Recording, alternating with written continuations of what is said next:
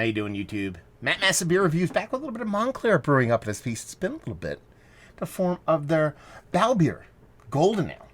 Yeah, this is a ale brewed with Baobab fruit.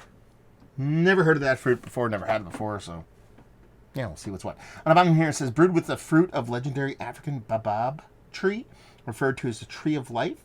The Baobab fruit brings light tropical citrus flavors and aroma that works perfectly in this crisp and delicious wheat-based golden ale.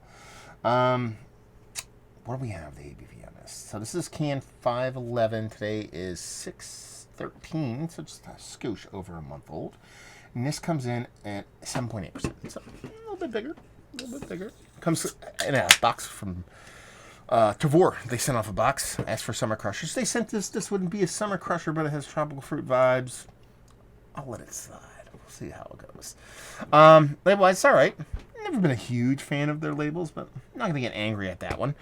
Beer-wise, it's dark. You know, you're talking about a golden ale. Typically, when I think of golden ales, I think of like a little bit more clear, a little bit more vibrant brightness. Now, they did say it's like a wheat-based golden ale, so that kind of makes sense with the kind of haziness of the beer, but it looks a little bit darker than what you expect. Makes you kind of think there might be a little bit of oxidation going on, but we'll see what's what. So, just under pinky finger, almost white is what could be had, a little bit off from pure white, and like that rich orange core. Looks all the part of a hazy double IPA as opposed to a golden wheat ale. Let's get those.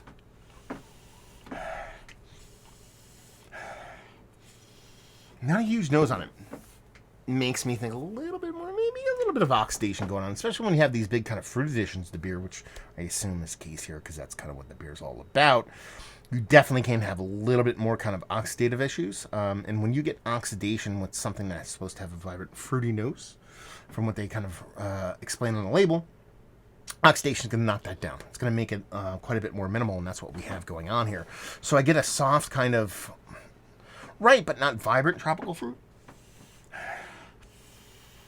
Very much akin to what you'd typically expect from kind of a double IPA, but without that kind of bittering green side of things. So more New England style, kind of hazy double IPA kind of thing going on. A little bit of soft, kind of almost like oaty level lactosey vibes on it. That's pretty much it. Doesn't smell bad. Doesn't smell negative. Doesn't have like a wet cardboardy kind of nose to it or anything like that. Just comes off a little bit less vibrant than I thought it would be. Let's dive in. Cheers.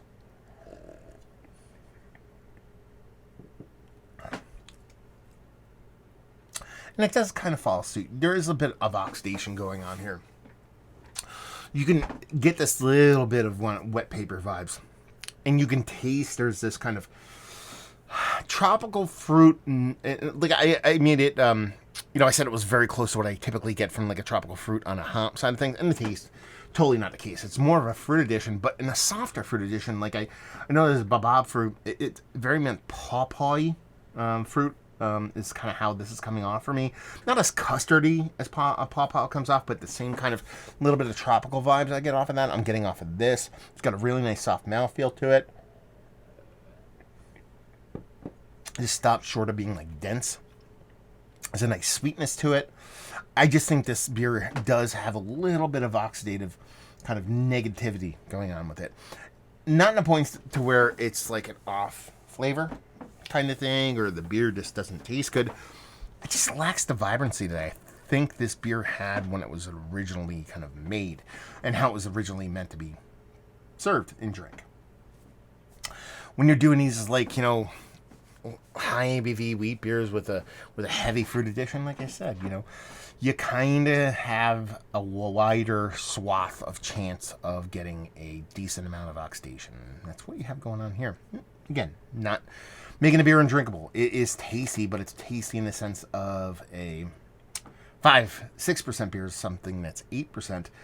And I think it was quite a bit vibrant. Sure, that's me shooting from the hip and guessing, but I think it was quite a bit more vibrant when it was fresh. But not a taste, not a negative beer, and not a non-tasty beer in any sense of the word.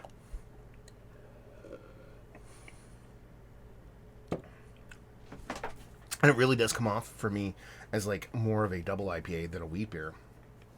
I'm not getting a big wheat component.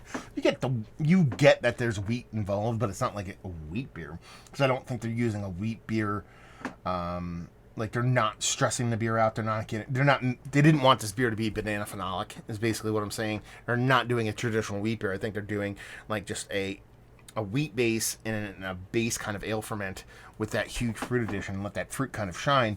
I just think the oxidation in the beer kind of has kind of tempered the way the fruit originally come off when the beer was originally made. Not a negative beer by any stretch. I want to have it fresh, let's put it that way. So yeah, let's talk about it. Is this one of the better fruit beers that I've had as late? You know, it's not in, it's not out. It's kind of in limbo. Like I said, again, I think this beer is probably quite a bit different than when it is fresh and unoxidized, so we'll leave it at that. Value and availability, free from Tavour. So if you guys, I mean, these guys are local to me. This is by far and away one of the, I think, most localist beers I've gotten from Tavour from the 2 boxes that they've sent off. And I don't know. I don't know what it costs. So I'm kind of curious. So if you've had this beer, you've purchased this beer, let me know what you paid for it and leave you with it if you like what we like this. I'm guessing fresh if you just like that kind of fruit addition you would get from an exotic fruit. Again, I keep leaning into pawpaw, even though it's not custardy like that, like I said previously. If you like fruit beers, but in a more kind of not tropical fruit in the star, kind of super sweet, but a little bit more kind of softer kind of tropical fruit, and you like your wheat beers, but not that huge banana phenolic, you'll like this beer. So there you go. A little review in the books. Hopefully you guys enjoyed it. Down there if you want to talk about it. Massive Beers if you want to check me out doing the social media stuff. Beer Massif if you want to check me out doing the whole podcasting thing. Hopefully you guys enjoyed the review. Hopefully you're enjoying a little bit of Montclair Brewing right now. Hope to see you next time. Cheers.